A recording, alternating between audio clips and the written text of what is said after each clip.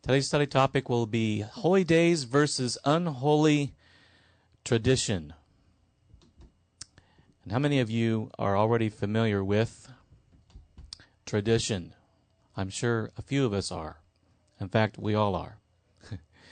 And if you've ever been involved in any kind of religion, there's always traditions associated with them. And I'm not trying to tell you that tradition is all bad. I think some traditions are good. Some traditions, though, are not so good. Some things are commands. Now, the best things are the commands. This past week, my family and I, and many others, were greatly blessed in our observance of the Feast of Tabernacles in Eminence. And every year, we learn new things about what Yahweh wants for us in our lives. And by these observances, I believe Yahweh appointed them so that our spiritual walk will be greatly blessed, greatly enriched. I think Yahweh had good things in mind when he said for us to keep his holy days. And so now that we've come back from the feast, and I'm sure no matter where you were, it was likely to be very blessed. We need to go out into the world today and explain to them the difference. And I mean, there's a big difference. And those of us who have practiced feast days in the way it was intended know that there is a difference. And that there is a stark contrast between the holy days of Yahweh and the unholy days of the world. My first message during the feast was about holiness and how it's the one thing I think that really sets us apart and makes us different. In fact, the word holy means set apart, is that we are trying to walk in holiness. Now, sometimes people think holiness, that means you need to go out and be a monk somewhere in a monastery. No, that's not what holiness is. And be separate and not even seen by the world. That's not necessarily what holiness is either. Holiness, Yahweh himself is holy, and yet he communicates with us. He talks to us. He answers our prayers. He does things for us. And that's holiness. Part of holiness is that even though we ourselves are called to walk uprightly and to be sanctified and set apart from the world, we are still in the world. Yahweh is still in the world. His Spirit is among us, but his Spirit is not of the world. And his Spirit dwells in us. And so we need to go out and teach the difference between the holy and the unholy. And you notice, if you go to different stores and different places today, that the world is starting to celebrate an observance called Halloween. And while Yahweh commands us to rejoice before him 7 days during the Feast of Tabernacles so that we might glorify him, the world basically celebrates and glorifies the ruler they have chosen for themselves, Satan and his demons. And we are entering a time of the year when ghosts, witches, jack-o'-lanterns, goblins, and so on are found littered throughout the stores, in front of homes. Death and morbidity. Children are dressed to look like demons and witches. Morbidity is celebrated and lifted up as funny, acceptable, worthy of adoration, and trivializes death. The Halloween observance, if you were to look it up in Encyclopedia, I'm going to read from you here. I have in front of me the Encyclopedia Britannica reference on Halloween. It says, Halloween, also called All Hallows Eve, or All Hallows Evening, a holy or hallowed evening, observed on October 31st. Now, what makes it holy? Who is the one that chooses to make things holy? Is it Yahweh or is it man? Yahweh. And there's nothing holy about October the 31st. Nothing. And yet the whole world considers it to be Halloween, Hallow evening. Now the only time it's ever going to be holy is if it happens to coincide with a Sabbath day, which this year it does not. But there's nothing holy about it, and it's holy actually to a different religion altogether. In modern times, it says here in the reference Encyclopedia Britannica, it is the occasion for pranks and for children requesting treats and threatening tricks. In ancient Britain and Ireland, the Celtic festival of Samhain, Eve, was observed on October 31st at the end of summer. The date was also the eve of the New Year in both Celtic and Anglo-Saxon times, and was the occasion for one of the ancient fire festivals, when huge bonfires, that's bone fires, a pagan thing, were set on hilltops to frighten away evil spirits. The date was connected with the return of herds from pasture, and laws and land tenures were renewed. The souls of the dead were supposed to revisit their homes on this day, and the autumnal festival acquired sinister significance, with ghosts, witches, hobgoblins, black cats, fairies, and demons of all kinds said to be roaming about. It was the time to placate the supernatural powers controlling the processes of nature. In addition, Halloween was thought to be the most favorable time for divinations concerning marriage, luck, health, and death. It was the day on which the help of the devil was invoked for such purposes. You'll notice a lot of the pagan religions, and even if you were to go into places like Ghana and different places in Africa and South America, a lot of the old tribal things, they do different things to ward off evil spirits because they fear them. And so they do different things because they're fearful of evil spirits to protect themselves from those evil spirits. And the minute we begin to fear Satan or his demons is the minute that we begin to attribute to them Elohim-like qualities in our life. We give them power they don't even deserve by fearing them. And sometimes people can get so involved even in spiritual warfare that they're afraid of demons jumping out behind the trees and actually give the enemy more credit for things he's not even involved in, and thereby actually participate in some of these heathen practices, at least the mindset that was behind them.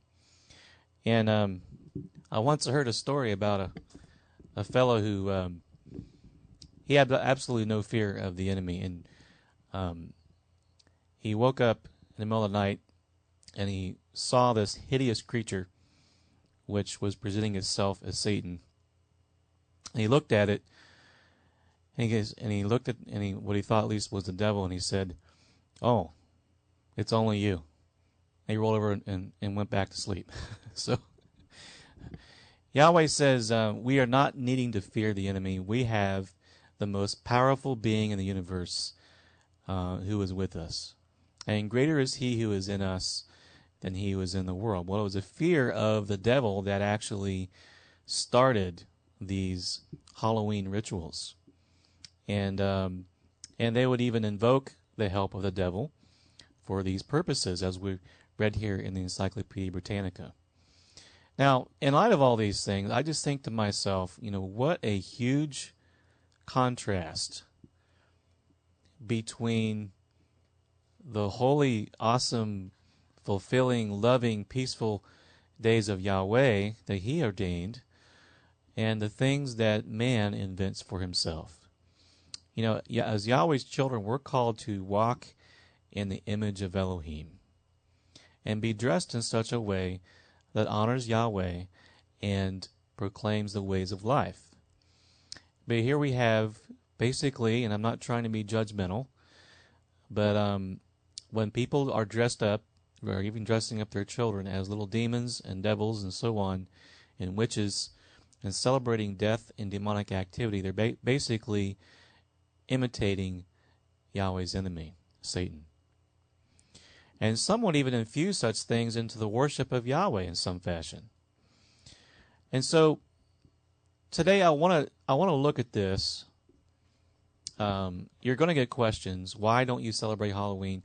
Why is your door shut and there's no giving of candy on the All Hallows Eve or Halloween?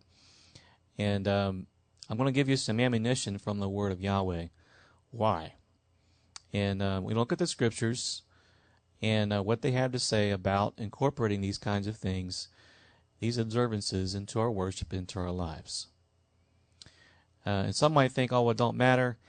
It's just all for fun. It doesn't really mean anything anymore. But we're going to look at what Yahweh says. Now, most of the world's celebrations that have nothing to do with Yahweh are done because of tradition from one religion or another. Now, tradition is not always a bad thing. We just need to be sure that our tradition does not go against Yahweh, and that's the main thing. And I've noticed, in recent years, we're seeing more and more of Yahweh's people from a mainstream churchianity type background coming in contact with those who are of a mainstream Judaism kind of a background. And I think that's an awesome thing that's happening. And those who are in the mainstream churches today are finding more about the Hebraic roots of their faith, and that the Messiah was actually Jewish, and very interestingly, those who are in mainstream Judaism are discovering the same thing, that the Messiah was Jewish, and that he would never have abolished the law or gone against his father. He was not a rebellious son. He didn't teach men to worship idols or incorporate pagan practices into the worship. And these people are coming together and coming in contact with each other. And sometimes they got their little luggage cases with them, of things that they brought with them from their religions or traditions and the ways of thinking and everything. But they got the luggage cases, the baggage sitting there. And what we need to do with this baggage is we need to open up that old luggage case. And I know it's comforting to have it there, but look at it and pull it out and look at this and pull it out and look at that and see, is this something that Yahweh finds acceptable? And some might even say, well, all tradition is bad. We don't need to follow any tradition whatsoever. I don't necessarily think so. And I'll give you an example here in the Scriptures. We have in the book of Genesis chapter 32, and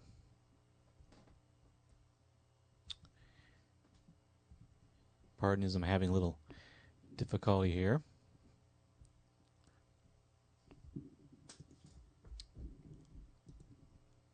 All right. It says that Jacob saw the place Peniel, saying, because I saw Elohim face to face, and yet my life was spared.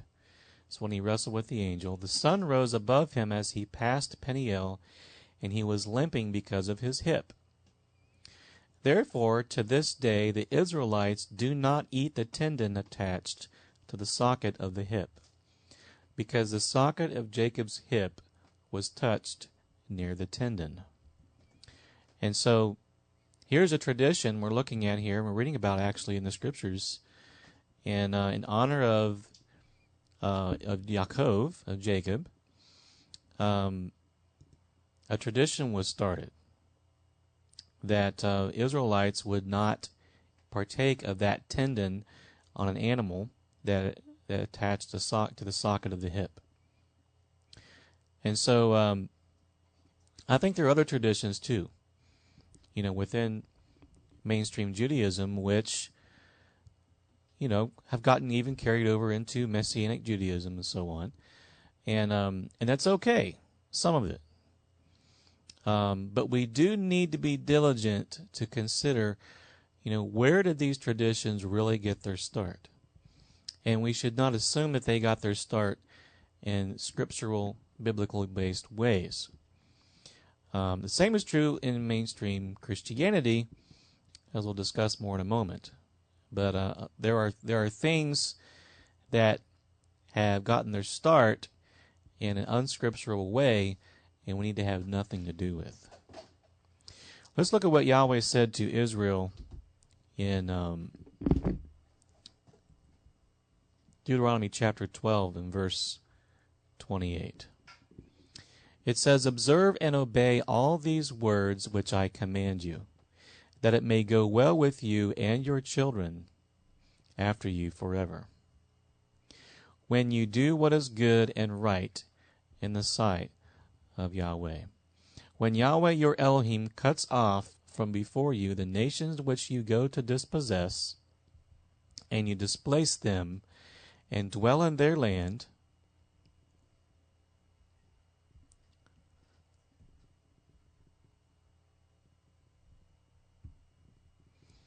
take heed to yourself that you are not ensnared to follow them after they are destroyed from before you, and that you do not inquire after their Elohim, saying, how did these nations serve their Elohim? I also will do likewise.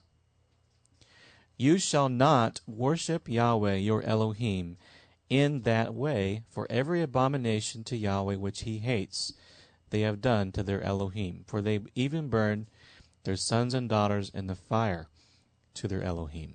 Whatever I command you, be careful to observe it. You shall not add to it, nor take away from it."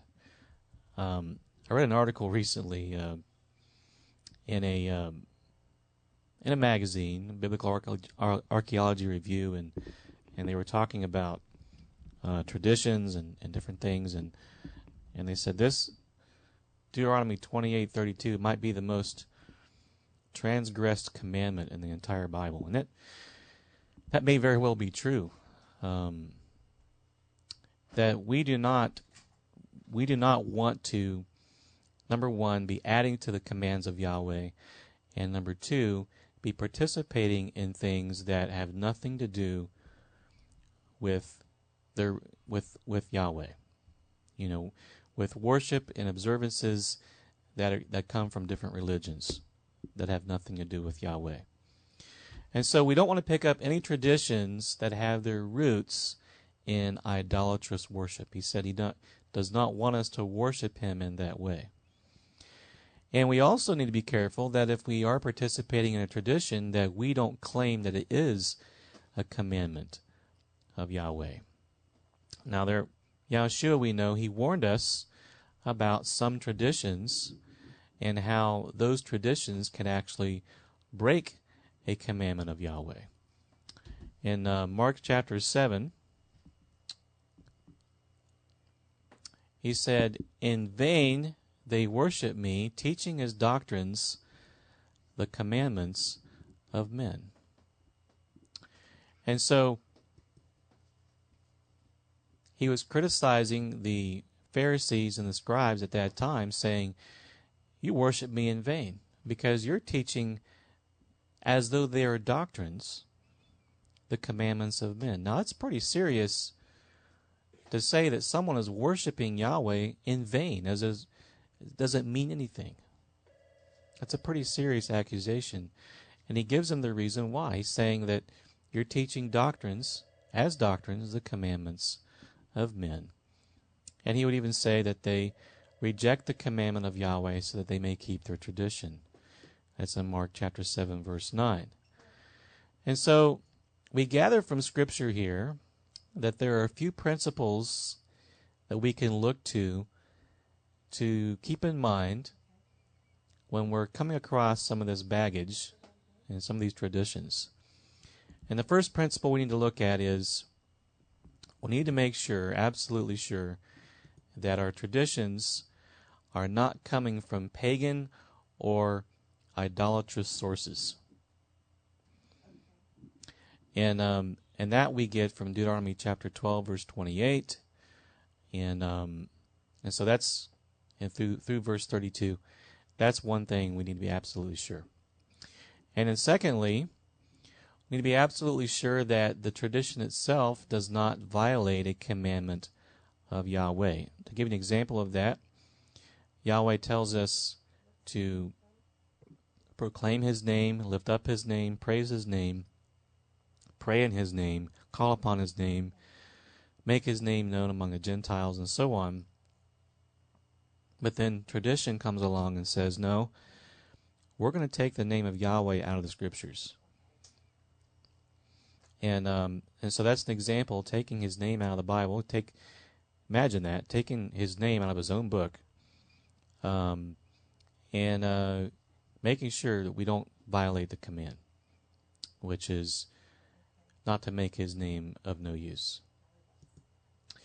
And the third thing we need to look at is we do not turn it into a command by looking down on others that don't happen to be following the same tradition. That was what was going on when Yeshua was in a confrontation with scribes and Pharisees. They were saying, oh, why don't you eat your food with washed hands?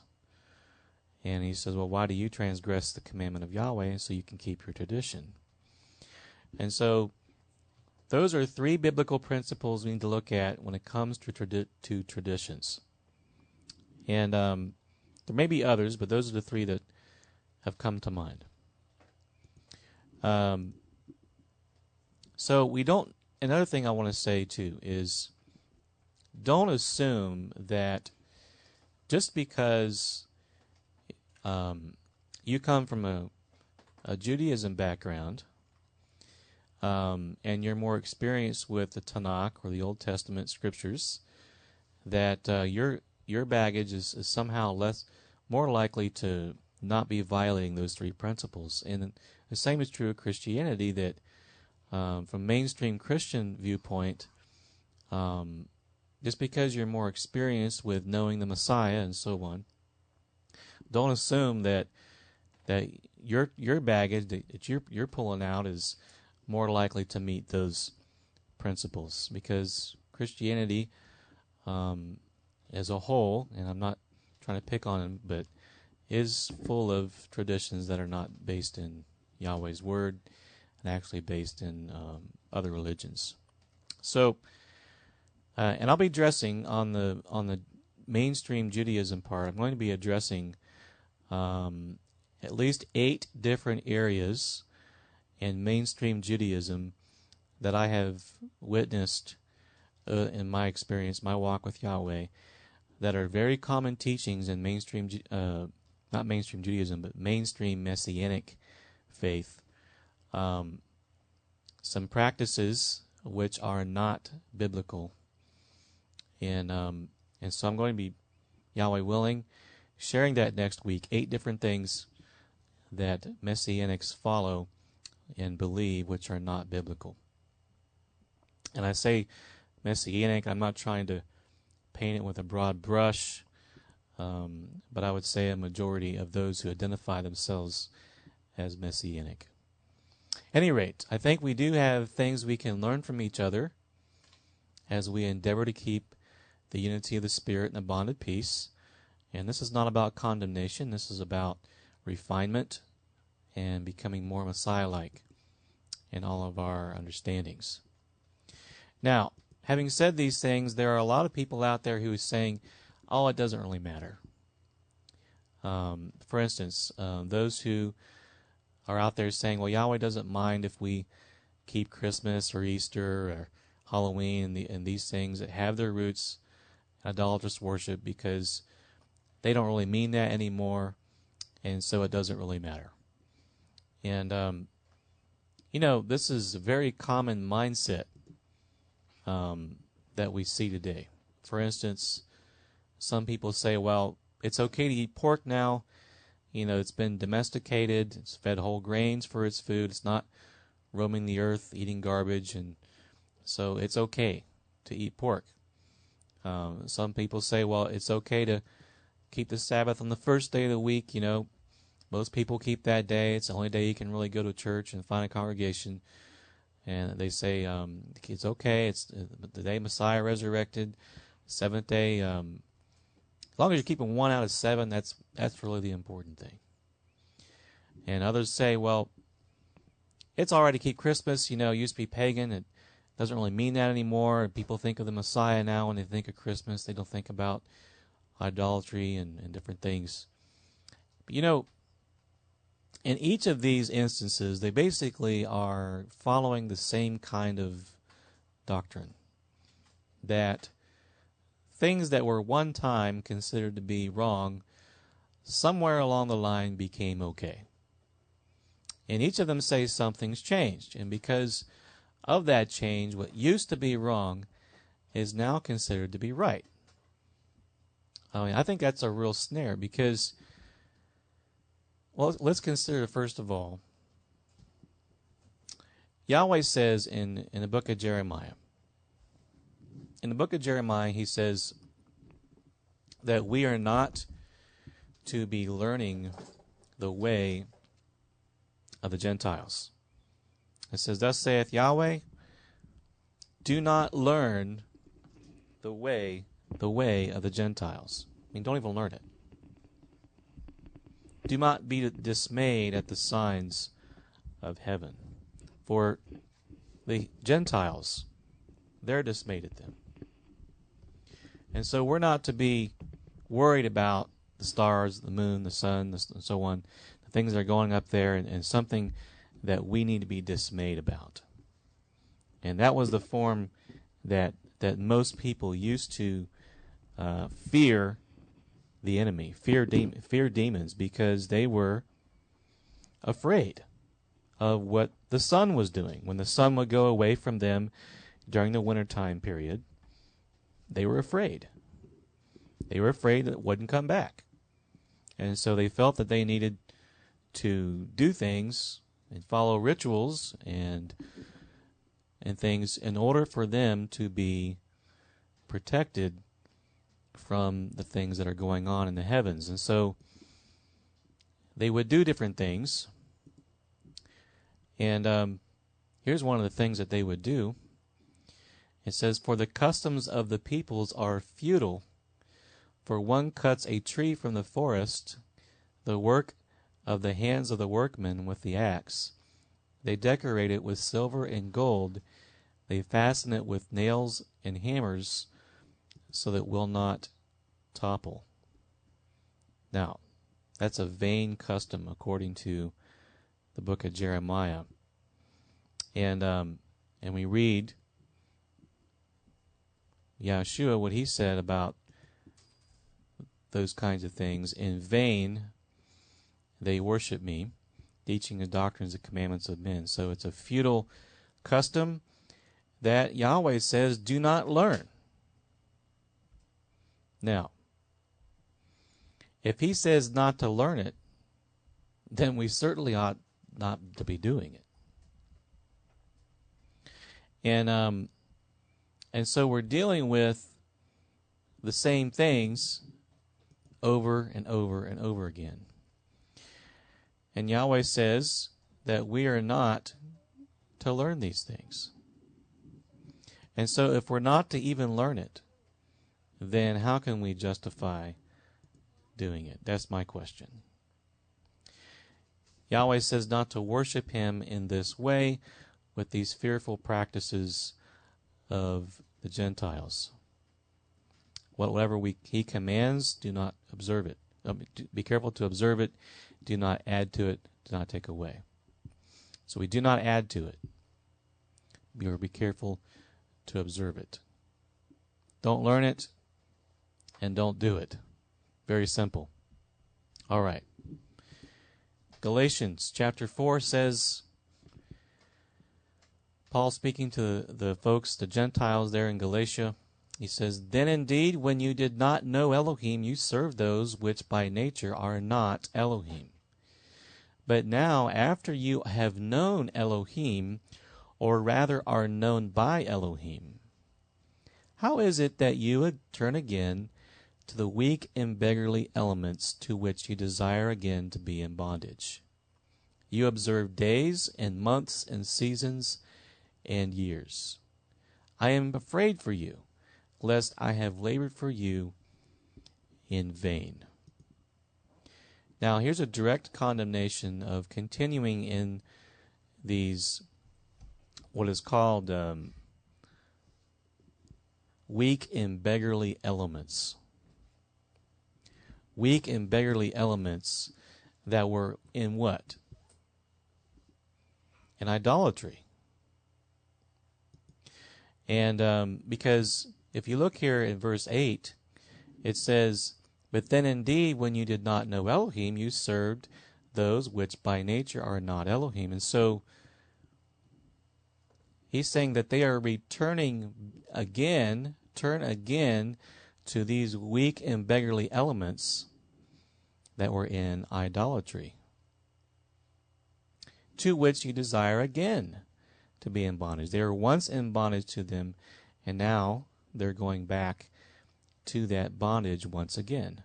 And these weak and beggarly elements are things that are found in idolatry. The observances of days, months, seasons, and years that are in idolatry. Now, there are people out there to try to apply that to us and say that we're observing days and months and seasons and years, and that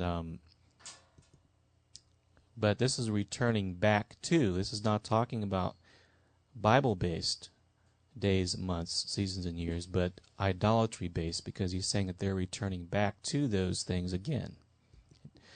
Now, if he was so upset because they were keeping Yahweh's feast days and saying they're going back to those again, if that was really true, and saying he labored for them in vain, and then why would he himself, Acts chapter 18, 20, verses 20 to 21, when they asked him, it says when he is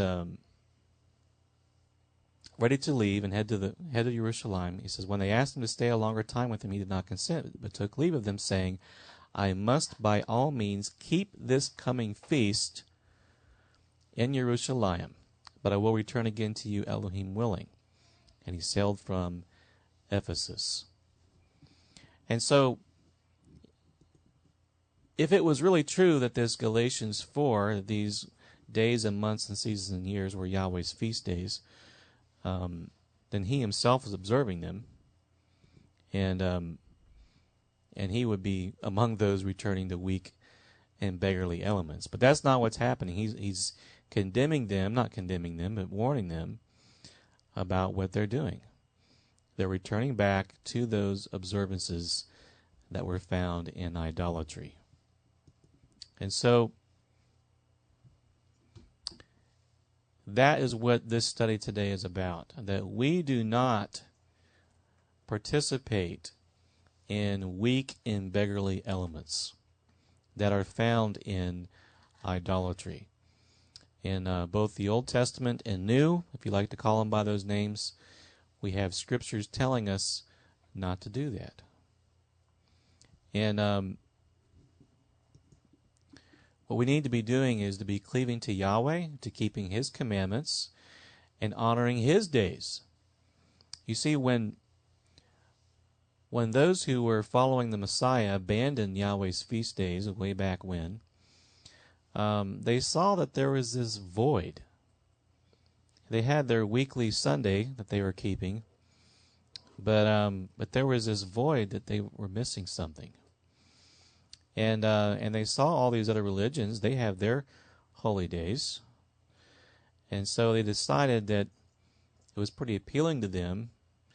And they didn't want to look Jewish because they had anti-Semitic thought patterns. And so they were too afraid to consider keeping things like Passover and the Feast of Tabernacles and so on.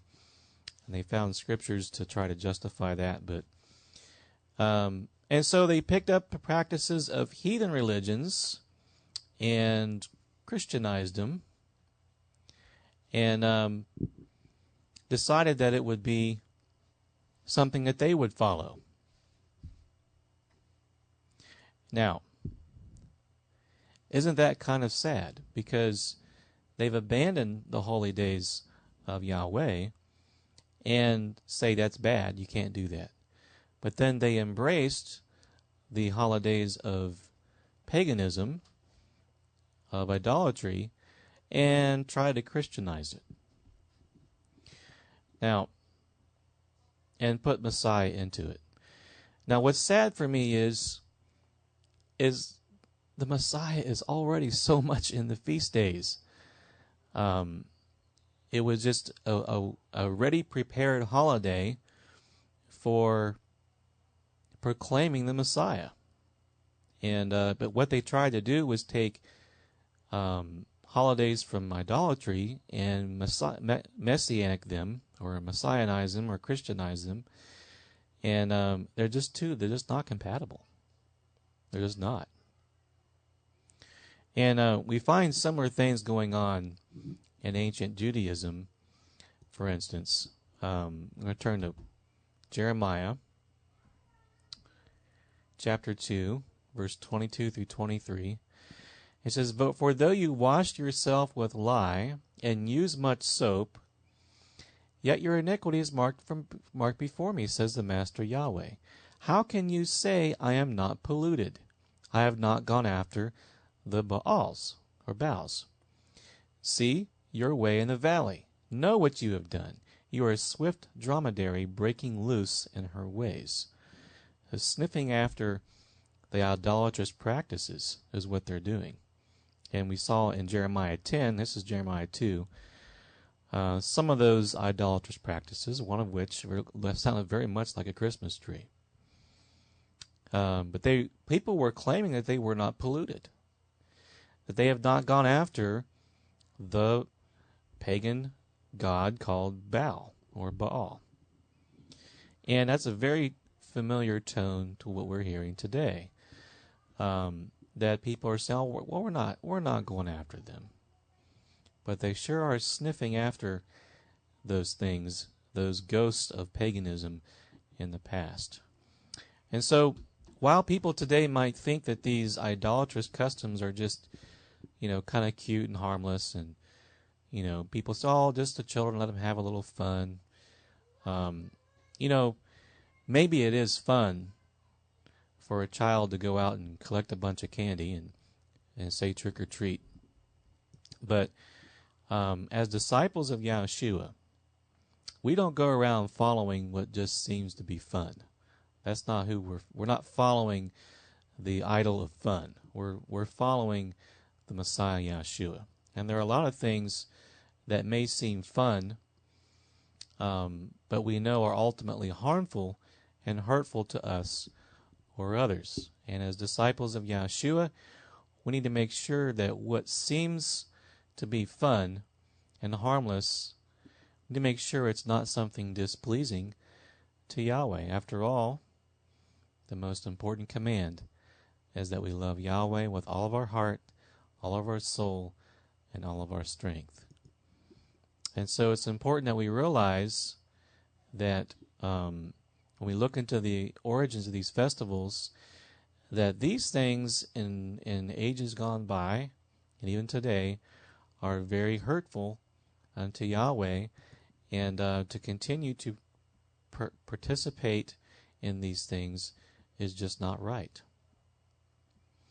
Because maybe someone might say, well, it's just a pagan idolatrous thing, but you know what? Idolatry and paganism is actually Satanism. We need to understand that. Idolatry and paganism is nothing more than the worship of Satan. And in 1 Corinthians chapter 10, verses 19 through 21, Paul is saying, what am I saying? That an idol is anything, or what is offered to idols is anything? He even recognizes that idols aren't anything, but he says this: the things which the Gentiles sacrifice, they sacrifice to demons, and not to Elohim. And I do not want you to have fellowship with demons. You cannot drink the cup of the master and the cup of demons. You cannot partake of the master's table and the table of demons. And so the Gentiles, who thought they were sacrificing to genuine mighty ones, we're in reality sacrificing to demons, because Satan is behind all the idolatrous worship of the world.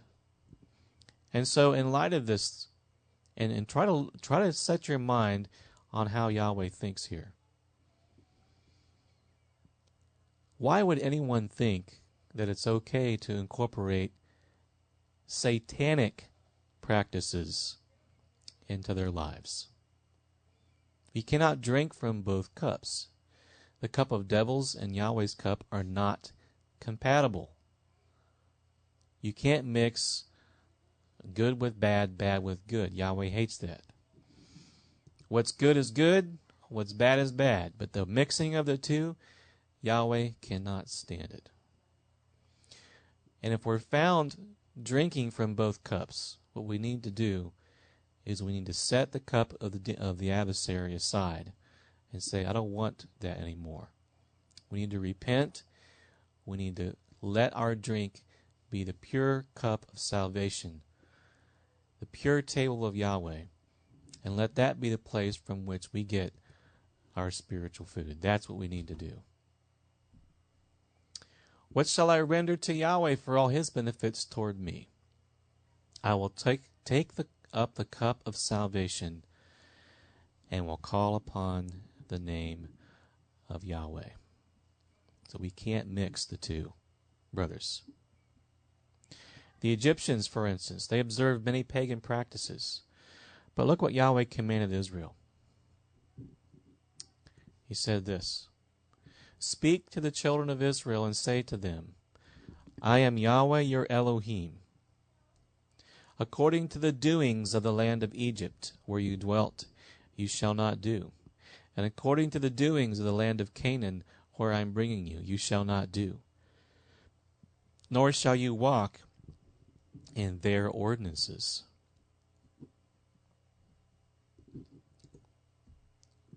You shall observe my judgments and keep my ordinances to walk in them. I am Yahweh your Elohim. You shall therefore keep my statutes and my judgments, which if a man does, he shall live by them. And so they are told specifically, and therefore we are told specifically, cleave to the commandments of Yahweh, not the ordinances of Egypt or the ones in the land of Canaan. And yet we find in modern day churches today, people are doing these very things by trying to Christianize a pagan practice. And they defend themselves. But the truth is, you can't bring a clean thing out of an unclean. Who can bring a clean thing out of an unclean? Job 14, verse 4, no one. Now, what happened to the children of Israel? Did they heed Yahweh's command here? No, they did not.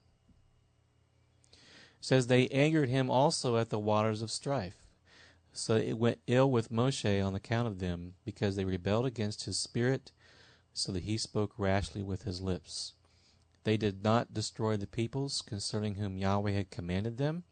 That's the people that were in the land of Canaan. It says, but they mingled with the Gentiles and learned their works. And so it was because they mingled with the heathen, learned their works, that Yahweh cast them out of the land. Now how about today? Can we participate in pagan practices today and learn their works and try to join their ordinances into the worship of Yahweh? And that's basically what Christmas is and Easter. Would Yahweh have a double standard and say, no, them people back there, they couldn't do it? But, I'm going to kind of relax a little bit, and I'm more of your grandpa now. I'm not your dad anymore. And go ahead and I don't mind. Go ahead and put these pagan things into to the worship of me. Does he say that? Is Yahweh, is he somehow partial in his judgment? Is he going to say to one generation, you can't do that, that's wrong, that's an abomination, and then somewhere at some moment in time change his mind and say, oh, well, yeah, I don't mind that. You can go ahead and do that now. Is that the way Yahweh works? We don't have to look very far in the scriptures. It says here, for instance, Colossians 3, it says that he who does wrong will be repaid for the wrong, for what he has done, and there is no partiality. So Yahweh will judge all people without partiality. He's not a respecter of persons. And so if Yahweh is displeased with ancient Israel learning the ways of the heathen, he would be displeased with us doing it also. If something was wrong in 2000 BC, then it's also wrong in the 21st century. We're called to be a holy people, walking in true holiness, and that would mean avoiding the unholy and embracing that which is truly holy. 1 Peter in chapter 1, verse 13 through 15, therefore gird up the loins of your mind, be sober, and rest your hope fully upon the grace that is to be brought to you at the revelation of Yahshua Messiah, as obedient children, not conforming yourselves to the former lusts, as in your ignorance. But he who called you is holy, be holy. You also be holy in your conduct, because it is written, be holy, for I am holy. And if you call on the Father, who without partiality judges according to each one's work, conduct yourselves throughout your time of your stay here in fear. And so we're called to holiness, and that means avoiding that which is unholy and profane. And these observances are rooted in the profane and the unholy, the worship of demons. And so let's avoid the unholy and embrace that which is truly holy, the holy days of Yahweh, the beautiful, wonderful, pure, lovely feast days of Yahweh that proclaim the Messiah in the way that Yahweh chose to proclaim him. You see, it's man that seeks to ignore the difference between the holy and the unholy, between what is sanctified and what is common. And that's why, the seventh day of the week is truly a holy and sanctified day, and he wants us to not profane that day. And the feast days also are holy days that he has called us to keep holy. And the reason why that doesn't change is because Yahweh, he does not change. In fact, we need to remember this. Brothers and sisters and friends and people around the world, do not forget. Yahshua, the Messiah, is the same. Yesterday, today, and forever. Christmas, Easter, pagan symbols, other strange customs and doctrines, although they might be under different names, a lot of these things were alive and well in Yahshua's day. And they're alive and well in the 21st century. Idolatrous customs were wrong then, and they're wrong now. Somebody might say, oh, well, it doesn't mean that anymore. We've changed the meaning. Now, obviously it was wrong to start with, correct? If it's wrong to start with, then my question for you would be, please tell me what year, let's say it was wrong in the year 300. In what year did Yahweh give his stamp of approval? Say 301? Maybe 400 AD? Maybe he gave his stamp of approval then. About 1500, did it become okay then? What hour, minute, and second did it change from being an abomination to being acceptable? That's all I'd like to know. Why do we get this thought in our mind that something that used to be evil and wrong, that suddenly becomes okay somewhere along the line? In my mind, if it was wrong then, it's wrong now. Christmas, no matter how you package it, is nothing more than an attempt to mix Mithraism, sun worship, and therefore devil worship with Yahshua the Messiah. And Yahshua is a pure and holy man. And he would never approve of trying to mix him in with some kind of pagan thing. something to do with the honor of Satan. He would never have anything to do with that. And so we don't want to have anything to do with that. We're the body of the Messiah. We don't want to put him in that light. And so regardless of excuses and reasonings,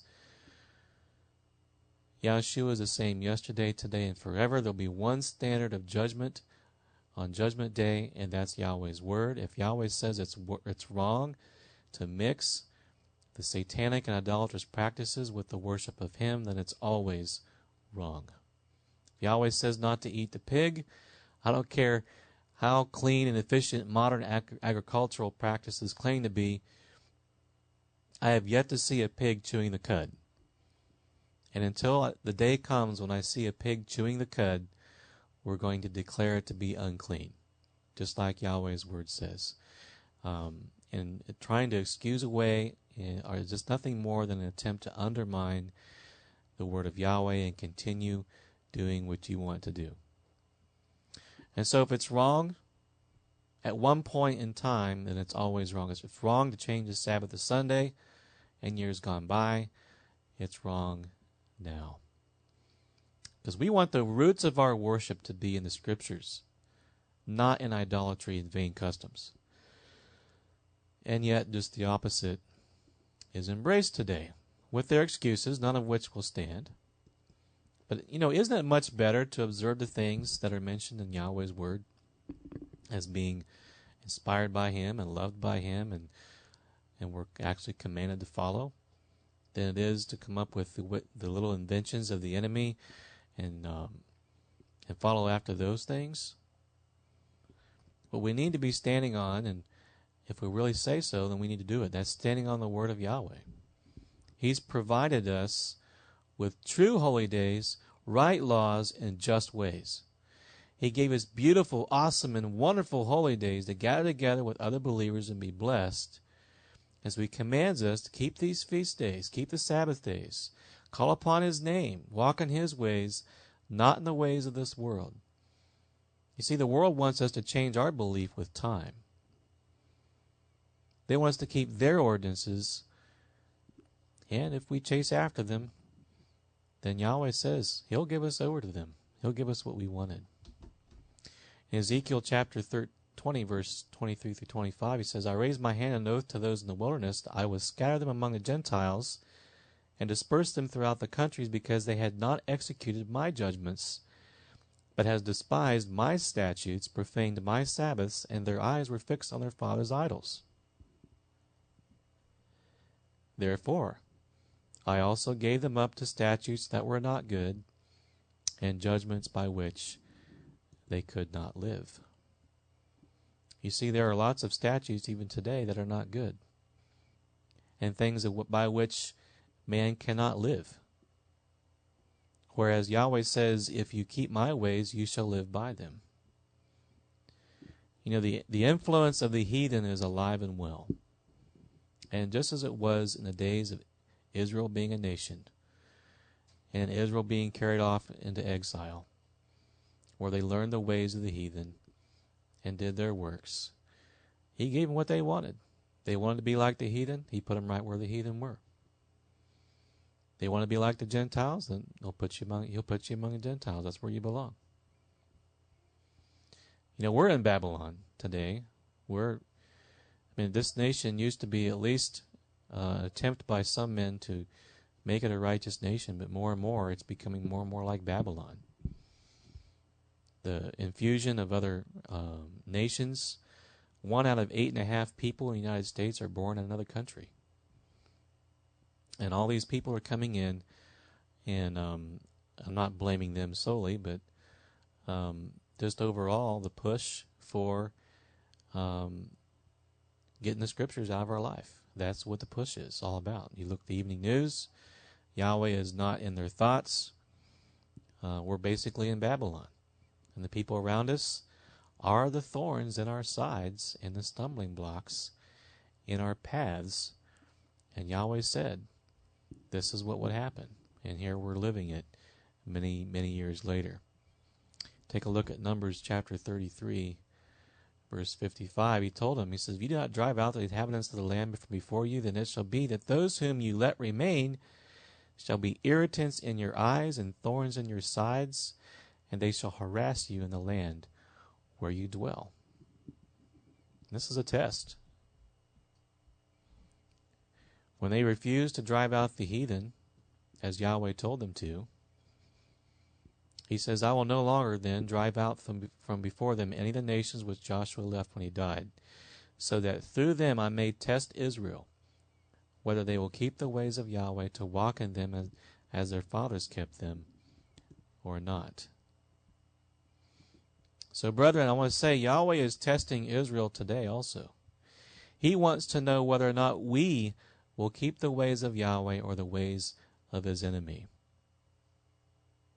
He wants to know whether we will keep his statutes, his observances, or whether we will corrupt ourselves with the statutes and ordinances of this world, which are having their roots in the worship of Satan himself. So, this is a test.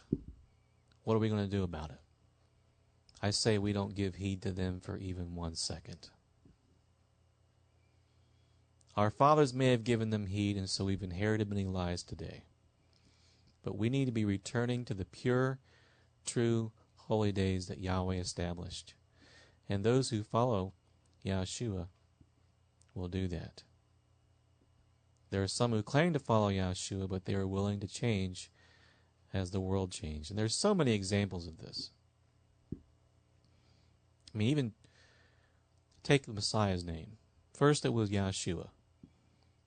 Then it got changed to Jesus, then Yesus, then Jesus.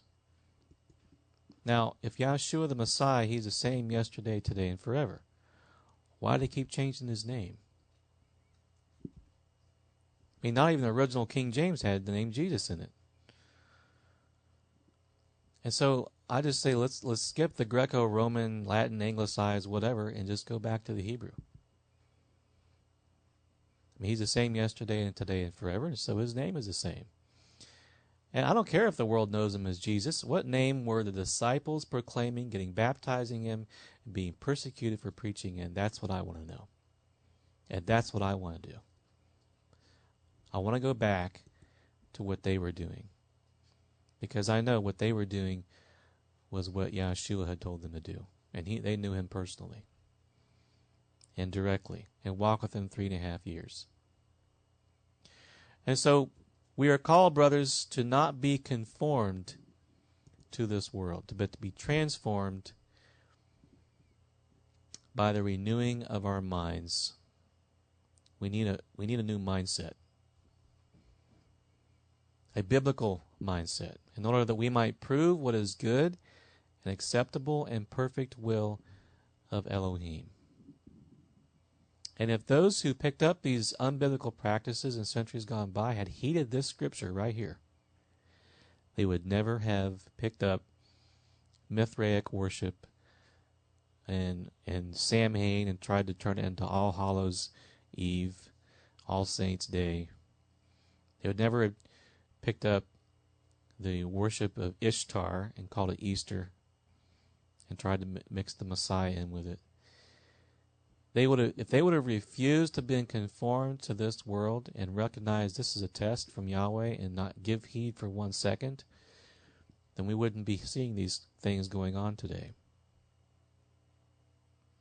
And so we don't want to participate in the thing which they did. We can lose it. We don't need it. Oh, maybe they thought, and I understand their way of thinking here, believe me.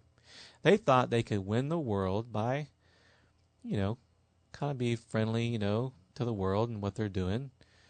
And so they thought, well, if we just take what they're doing and turn it into something that's for the Messiah, then maybe they can be won over. But we're not called to be friends of the world. In fact, if we do so, the book of James has a word for us. We're called adulterers and adulteresses. Do you not know that friendship with the world is enmity with Elohim? Whoever therefore wants to be a friend of the world makes himself an enemy of Elohim. So you can't win over the world by imitating the world. The world's already been won over by the world, by the things of the enemy. And so by imitating the world, we ultimately end up following the spirit that is in the world. Now we have received not the spirit of the world, 1 Corinthians 2:12, but the Spirit who is from Elohim, that we might know the things that have been given freely to us by Elohim. So we have not been given the spirit of the world. And so whatever spirit this world is following, we don't want anything to do with. And what we end up doing by trying to imitate the world to win the world is you end up actually introducing worldly ways to believers, especially young people, and even causing many who fall in love with those worldly elements to be tempted even more by worldly things. Halloween, Christmas, Easter are examples of how Christians did it in times past. And today they do it with, I'm going to be bold here, Christian rock bands, Christian comedians, Christian tattoo parlors, even Christian tattoos and Christian magicians. They've got to have a Christian version of everything. But listen to me, brothers. You don't win the world by imitating the world. You win the world by imitating Yeshua the Messiah. That's how we win him. And I would say even mainstream Judaism as a whole hasn't been immune to the influence of the world and the spirit of the world. I mean, today there's a debate raging, and a lot of Jews are even following it today, something called a Hanukkah bush, which is decorated and so on. And it happens to be around the same time as Christmas. And, that kind of thing that they allow, it just leads me to suspect that some of the Jewish traditions, even they're not particularly trustworthy, because maybe they found a way to justify it or something. But, I mean, who knows what the pagan world may have forced on them in years gone by, and they just found a way to justify it. Their little skull cap that you see today, anything the Pope wears, I would have to question the source of, to be honest with you. And so we got to be careful, and that we're not picking up any practice, whether it's from Christianity or Judaism or whatever, unless we know 100% sure it did not come from idolatry and that does not transgress a command of Yahweh. Because we want to do what's right and keep the commandments of Yahweh. We also got to be careful, even in Judaism, some of the legends they come up with, about the oil, for instance, Hanukkah. There's this miracle story about the oil lasting longer than it was supposed to. And so they got the oil and the lamps. They got the eight branched menorah, which nowhere in the Bible does it ever talk about that. And in fact, it's always 7 in the scriptures. And so they're trying to make this an 8-day thing where the oil lasted. That's nowhere, even the book of Maccabees. You can look, book of Maccabees, which records the event that they're trying to celebrate, never mentions this oil story. And even some Jewish leaders doubt the authenticity of it and just call it a legend. And so what if the whole thing is just one big lie, and just like Messiah was never born December 25th, and yet people are celebrating that happening December 25th, and yet it never did. So they're celebrating something that's not even true. And maybe the same thing is going on in Hanukkah also. The 8 days of candles not even being true to begin with. The 8 days of oil and all that, not even happening, never even happened. And so people are celebrating something that's not true. Now, I don't have a problem with being thankful to Yahweh that the Messiah was born, or being thankful to Yahweh that, that he restored his temple. That's okay, but, why do we have to add all these lies to it? So I think we need to forsake the vain traditions and just walk in the commands of Yahweh. I don't think the truth really is to be found in what's commonly called churches and so on today completely, and the whole truth's not to be found in Judaism either. Just because those who are in Judaism have, as I've heard it said, they've kept the commandments for 3,000 years or whatever. They haven't. I mean, they've said they have, but they really they're following a Talmud today. And so we got to be careful that it's not Judaism we're following, it's not Christianity we're following, it's the Messiah, Yahshua, that we're following. That is the most important thing. And so, Revelation 14:12, here is the patience of the saints. Here are those who keep the commandments of Elohim and the faith of Yahshua. And so we see mainstream Judaism, at least they claim to keep the commandments of Elohim, and are trying. I'll give them that, many of them. And yet they don't believe in the Messiah. And those who are in the Messiah, and maybe even be sincerely saved and believers and so on, that they're not keeping the commandments of Elohim. Well, we need to do both. We need to keep the commandments, and the Messiah we have to believe in as well. And so what I keep finding, brothers, is that you got these two religions here in this verse, and the truth is right down the middle of both. You don't go one side too heavily or the other side too heavily. That you want to have faith in the Messiah for salvation, and you want to believe in following the commandments of Elohim, minus all the unbiblical baggage. And so what Yahweh wants is for us to worship Him in spirit and in truth. That's what He's after. And that is what we need to be doing. The hour is coming, and now is, when true worshipers will worship the Father in spirit and in truth. Elohim is spirit. And those who worship Him must worship Him in spirit and in truth. And that's what Yahweh wants. And so Yahweh has a call for us. It says, therefore, fear Yahweh, serve Him in sincerity and in truth, and put away the gods which your fathers served on the other side of the river and in Egypt. Serve Yahweh. Amen. When all's said and done, we can know that we are doing the right thing if our conduct is from and according to the word of Yahweh. And we can put away the practices of the wicked and their vain customs and embrace the practices found in Scripture. And we know we're never going to go wrong doing that. The word of Yahweh is Yahshua the Messiah, and we know that He never observed such things. He never commanded them.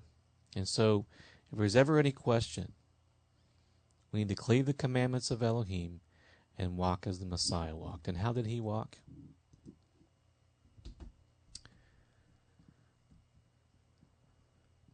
He who says, I know Him, and does not keep His commandments is a liar, and the truth is not in him. That's a pretty strong statement. But whoever keeps His word, truly the love of Elohim is perfected in him, and by this we know we are in Him. He who says he abides in Him ought himself to walk just as He walked. And so if we walk as Yahshua walked, we can't go wrong. And so what I'm saying, brothers, let's lift up the righteous standard that He lived by, keeping the commandments of Yahweh, so that all might truly be drawn to Him by the truth. We don't want to mix Him with lies, for He has nothing to do with lies. He has nothing to do whatsoever with the worship of demons. He is Son of the Most High Elohim. And he has nothing to do with demons. And so let's not associate him with those things. We can't mix him with lies. We need to let him and his life be manifest fully through us, because we are the body of the Messiah. And as we allow him to live in us, there will be a pure, undefiled, and set apart work done on the earth through us.